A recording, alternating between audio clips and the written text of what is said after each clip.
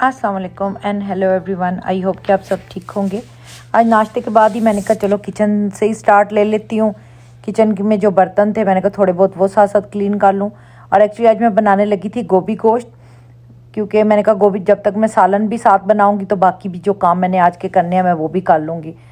तो उसके लिए मैंने गोभी धो के रख ली थी और कुकर में मैंने अदरक लहसुन प्याज टमाटर और गोश्त डाल के नमक मिर्च हल्दी डाल के तो मैंने इसको बंद कर दिया था, ताकि जब तक वो गोश्त गलेगा मैंने कहा साथ साथ सारे किचन के जो बर्तन है वो क्लियर कर लूँ। उनको डिश वॉशर में लगाया, फिर उसके बाद जो बाकी थे उनको हाथ से जो धोने वाले थे हाथ से धोए।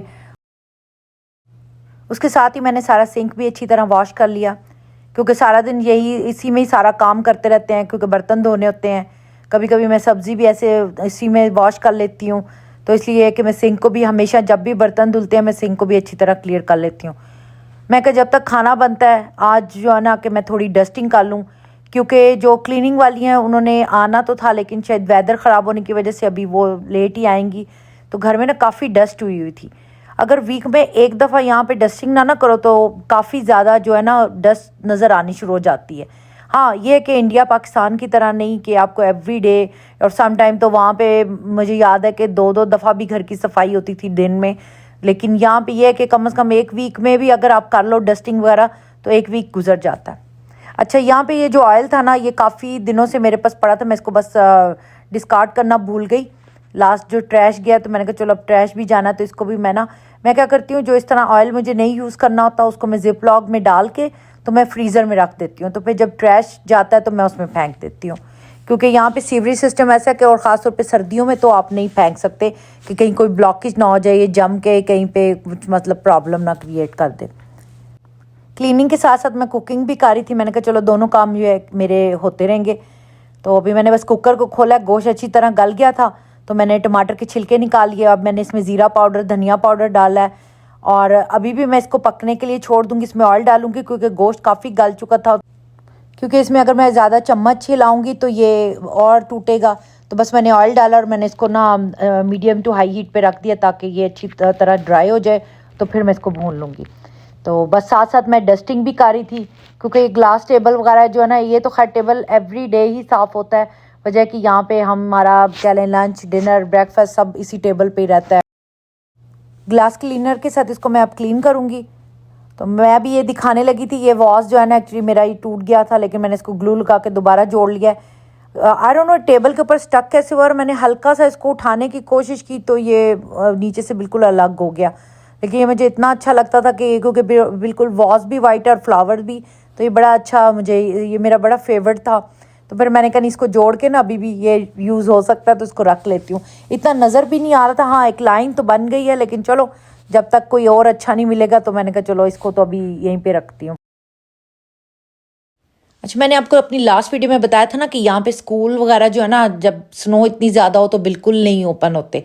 तो आज पूरा वीक हो चुका है यहाँ पे स्कूल बंद है, और मुझे लगता है अभी भी अगले वीक भी कोई मिड में जाके शायद खुलें तो खुलें। अच्छा, इधर ही टेबल की ना साइड पे मैंने ये ट्रेडमिल रखी हुई है। इसका ये बहुत फ़ायदा है कि टीवी देखते हुए आप आराम से इस पे वॉक करते रहो, क्योंकि जैसे वेदर बाहर है बिल्कुल रोड्स क्लियर नहीं है तो आप बाहर तो जा नहीं सकते, तो इसलिए कि आपने वॉक वगैरह करनी है तो बड़ा अच्छा रहता है, साथ में टीवी देखो साथ में वॉक करो। हाँ, इसके ये है कि इसका कोई पकड़ने वाले हैंडल्स नहीं है, लेकिन आप यूज़ टू हो जाते हो, और ये काफ़ी लाइक स्पेस भी नहीं लेती इतनी, तो इस लिहाज से ना ये काफ़ी अच्छी रहती है। क्योंकि दूसरी आप अगर बड़ी वाली लेते हो तो वो उसका यही होता है कि बेसमेंट में जाती हैं, उसके बाद फिर आप कभी एक दो दफ़ा लाइक शौक में कर लेते हो, उसके बाद फिर आपका यही होता है कि अच्छा आज जाएंगे कल करेंगे, उसी में टाइम गुजर जाता है।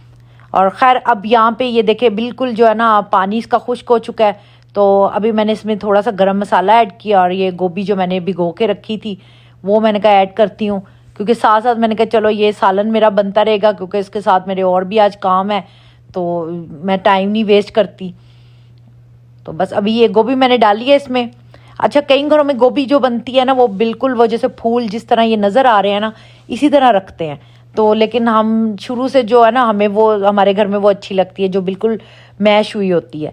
तो इसलिए अब मैं इसको ना जल्दी पकाने के लिए, वैसे तो आप इसको ढक्कन दे के स्लो हीट पे रख दें तो ये अच्छी खासी गल जाएगी, लेकिन अभी ज़रा थोड़े मैंने कहा जल्दी बन जाए, क्योंकि मैं फिर सिर्फ सालन की तरफ ही ना सारा ध्यान देती रहूँ।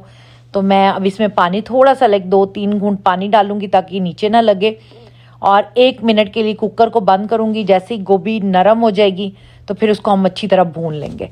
तो गोश्त को भी मैंने अच्छी तरह भून लिया था, क्योंकि इसमें अगर आप अच्छी तरह गोश्त ना भूना हो तो फिर वो गोभी गोश्त का मज़ा नहीं आता खाने में। अब मैं इधर आ गई थी अपने लिविंग रूम में, तो शायद ये कैमरे में तो आपको नहीं नज़र आ रहा होगा कि इस पर कोई डस्ट है, लेकिन यकीन माने कि इसके ऊपर अच्छी खासी डस्ट पड़ी हुई थी, क्योंकि मैं इसी जगह पे अक्सर हम नमाज भी पढ़ते हैं। साइड पे आपको शायद जाए नमाज भी नज़र आ रही होगी। तो जब भी यहाँ मैं आके नमाज़ पढ़ती थी मैं कहती थी ये इस पर बहुत डस्ट आई हुई है टेबल पे, क्योंकि ये ग्लास टेबल हैं तो इनके ऊपर आपको पता है कि ज़्यादा डस्ट नज़र भी आती है। तो मैंने कहा चलो इसको भी पहले आज मैं ना सारी चीज़ें हटाऊँ, और सबसे पहले मैं इसको डस्टिंग इसकी करती हूँ। तो बस अब ये ग्लास क्लीनर जो है ना, ये ग्लास क्लीनर बहुत अच्छा है।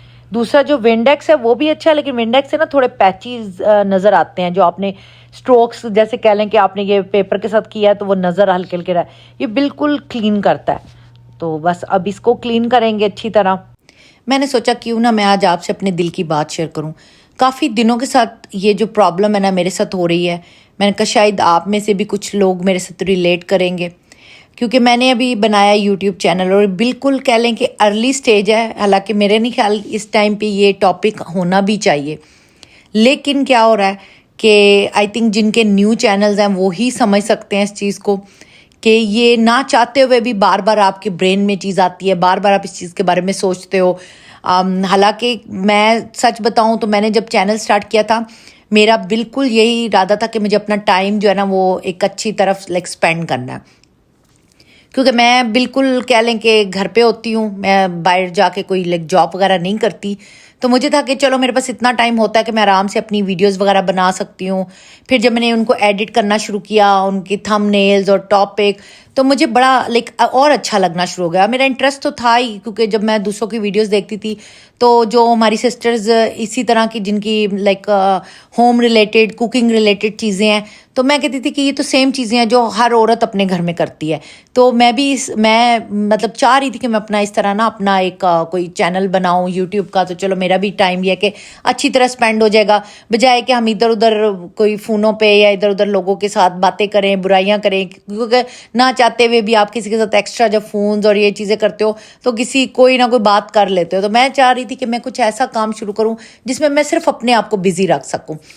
तो खैर मेरा हुआ क्या कि ये जब भी मैं ना वीडियो बनाती हूँ और व्यूज़ तो आते नहीं, क्योंकि ज़ाहिर बात है अभी बिल्कुल जो मेरा चैनल न्यू है, किसी को कुछ पता नहीं है। सब्सक्राइबर्स भी जो है मेरे बिल्कुल कह लें कि ना होने के बराबर ही हैं, लेकिन शुक्र अल्लाह का इतने भी आए हैं तो कह लो कि वो बिल्कुल ऑर्गेनिक तरीके से आए हैं, क्योंकि मैंने अभी तक अपने चैनल का किसी को भी नहीं बताया, मेरी फैमिली में किसी को भी नहीं पता, सिर्फ मेरे हस्बैंड को पता है और मेरी एक सिस्टर को पता है। सम टाइम ये होता है कि रात को तो मैं बड़ी मोटिवेट होती हूँ, अच्छा नहीं आज मैंने मतलब सुबह उठ के मैंने ये करना है, मैंने इस टॉपिक पर वीडियो बनानी है, इस तरह करना है।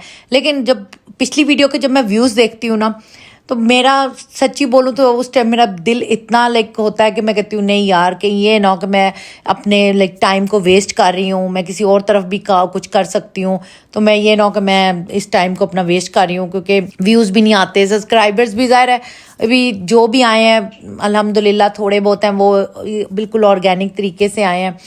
तो लेकिन ये कि इस पे जो अगर चाहे आपके हज़ारों लाखों सब्सक्राइबर्स भी हैं ना, और चाहे आपके 0 सब्सक्राइबर हैं, आपको उस पर टाइम भी उतना देना है, आपको वीडियोस पे भी उतना ही टाइम लगता है बनाने में, आपको उनके बाकी जो एडिटिंग है, उसके थंबनेल, उसके टॉपिक, जो सब कुछ है ना। हाँ, शुरू में ये होता है कि थोड़ा आपको आइडिया नहीं होता कि आपने किस तरह करना है, आप सीख रहे होते हो तो थोड़ा सा टाइम ज़्यादा लगता है।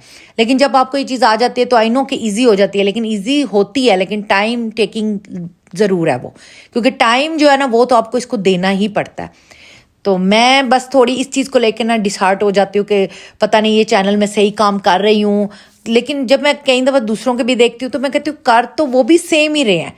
तो फिर मैं ना उनके चैनल्स पे कुछ चैनल्स है जिनको मैं शुरू से देख रही हूँ, तो मैंने फिर उनकी जाके ओल्ड जो वीडियो थी ना, और सबसे ज़्यादा जब उन्होंने वो चैनल स्टार्ट किए थे तो मैं देख रही थी कि वो लोग भी बिल्कुल उसी तरह ही, मतलब उनके भी आई थिंक स्टार्टिंग में उनको भी टाइम लगा होगा, क्योंकि काम शुरू में सबको बोलने का भी प्रॉब्लम होता है ऑफ कोर्स, क्योंकि हम यूज टू नहीं होते इस चीज़ के कि हम इस तरह कैमरे के सामने आके बोलें या कैमरे के बिहाइंड भी कोई टॉपिक पे बात करें। तो मैंने जब उनके चैनल्स देखे तो मुझे आइडिया हुआ कि लाइक वो तो लाइक 3-4 सम लाइक 5-6 ईयर्स से भी लगे हुए हैं, उस काम कर रहे हैं अपने यूट्यूब पे।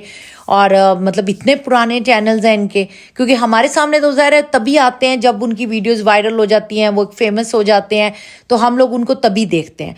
तो मैंने फिर उस चीज़ पे जब जाके देखा, मैंने कहा मतलब कि वाकई के लोग इतने टाइम से इन चीज़ों पे काम कर रहे हैं। आई नो कि वो टाइम जब उन्होंने स्टार्ट लिया था और कोविड के टाइम पे तो खैर बहुत ज़्यादा लोगों के चैनल ग्रो किए थे, लेकिन ये है कि अभी भी लोग कर रहे हैं काम। तो फिर मुझे होता है कि नहीं, मैं जो कर रही हूँ ठीक है, चलेगा नहीं चलेगा वो ठीक है, मेरी लक है, लेकिन मैं पूरा लाइक 100% इसको दूंगी। फिर मेरे हस्बैंड भी मुझे इस चीज़ पे बहुत ज़्यादा सपोर्ट करते हैं। वो कहते हैं तुमने चैनल इसलिए नहीं बनाया था कि तुम इस पे आके पैसे बनाओ। मैंने कहा बात पैसे की नहीं है, बात यह कि जब आप कोई भी काम शुरू करते हो तो आप मतलब कोई काम बिजनेस भी करते हो, कोई भी जॉब करते हो, तो मतलब एंड वही होता है कि आप कुछ अर्न कर रहे हो तो आपको और खुशी होती है कि आप कुछ कर रहे हो, मतलब उसके बदले में आप कुछ बना रहे हो तो आपको खुशी होती है। तो खैर मैंने कहा हाँ आप भी ठीक कह रहे हो कि मैंने अपने शौक के लिए किया था।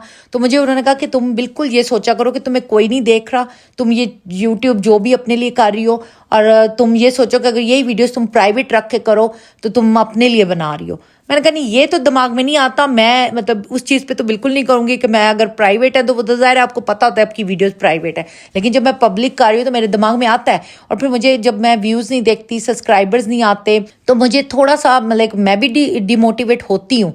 और लेकिन ये है कि मेरी फैमिली, जिनको पता है, मेरी सिस्टर को, मेरे हस्बैंड को, वो लोग मुझे बहुत ज़्यादा मोटिवेट करते हैं। तो वो कहते हैं नहीं तुम करती रहो। मेरे हस्बैंड ने तो इतने तक मुझे धमकी दे दी कि नहीं, अब तो मैंने कैप कट करना पूरे साल का प्लान ले लिया है, तो कम से कम तुम साल तो करोगी। फिर मैं ये जब सोचती हूँ ना कि मैं इस लिहाज से मैं कितनी लकी हूँ कि मुझे मेरे हस्बैंड की फुल सपोर्ट है, कि मतलब मैं कुछ भी करने का सोचूँ ना, तो अभी मैं सोच ही रही होती हूँ तो वो उस चीज़ पे पहले ही मेरे लिए, जैसे कहते हैं ना कि बिल्कुल हाँ करो, वो पूरी सपोर्ट में खड़े हो जाते हैं कि हाँ तुम करो, जो तुम करना चाहती हो करो। तो फिर जब मैं उन लड़कियों की, उन औरतों के बारे में सोचती हूँ कि जो करना चाहती हैं और वाकई ही में करना चाहती हैं, तो उनको उनके घर से परमिशन नहीं मिलती या उनकी फैमिली की तरफ से परमिशन नहीं मिलती, तो मुझे फिर बस वो चीज़ जब मैं सोचती हूँ ना, मैं कहती हूँ वाकई यार ये चीज़ हम बिल्कुल जो है ना इस चीज़ को लाइट ना लें, कि हम अल्हम्दुलिल्लाह उस लिहाज से लकी हैं कि हमें कोई सपोर्ट करने वाला है। हमारे जो कह लें कि हमारे जितने भी हमारे ख्वाब हैं या हम कुछ भी छोटा मोटा भी करना चाहते हैं तो हमें फुल उस चीज़ की सपोर्ट मिलती है। तो फिर जब ये सारी बातें होती हैं ना, तो फिर मैं दोबारा से मोटिवेट होती हूँ कि नहीं, मैंने ये करना है और मैं इंशाल्लाह ये करती रहूँगी। आई नो कि मैं ज़्यादा, मेरी कोशिश थी कि मैं एवरीडे वीडियो बनाऊँ, एवरीडे लगाऊँ, लेकिन मेरे लिए वो थोड़ा करना हार्ड लग रहा है मुझे, क्योंकि घर के काम, बाकी जिम्मेदारियाँ भी आपके साथ साथ होती हैं। तो इसलिए मैंने सोचा कि चलो कम से कम कोशिश करूँ कि वीक में 2 वीडियो तो मैं बना के लगाऊँ। तो इसलिए फिर मैंने कहा कि चलो अब ये है कि मैंने डीमोटिवेट नहीं होना, लेकिन मैं आपको सच बताऊं इसमें कोई फ़िल्टर वाली बात नहीं है बिल्कुल। ज़ाहिर है आप जब यूट्यूब पे आते हो तो आप, मेरे नहीं ख्याल कि आप ज़्यादा देर एक फेक तरीके से चल सकते हो। जो आपकी लाइफ है, जो आपकी चीज़ें हैं, आप वही सही दिखाओगे तो आपके साथ जो आपकी कम्युनिटी या आपके जो सब्सक्राइबर्स हैं वो रहेंगे। अगर मैं फ़ेक चीज़ें बताऊंगी तो मेरे ख्याल में कुछ दिनों बाद लोगों को वैसे ही आइडिया हो जाएगा कि ये फ़ेक बता रही हैं, ये इस तरह मतलब बना के कुछ चीज़ बता रही हैं।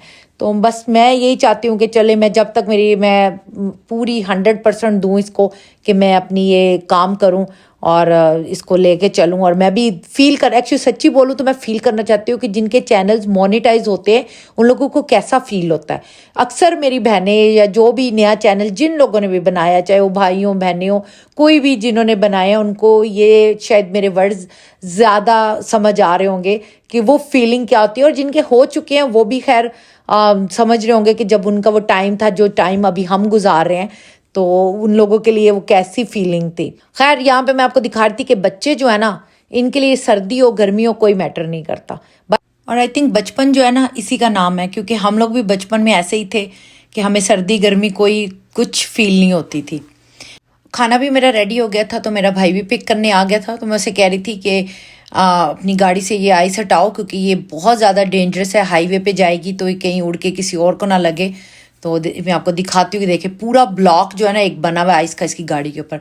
आई होप कि आपको मेरी ये वीडियो भी अच्छी लगी होगी। इंशाल्लाह मिलेंगे नेक्स्ट व्लॉग में। अपना बहुत ख्याल रखिएगा। अल्लाह हाफिज़।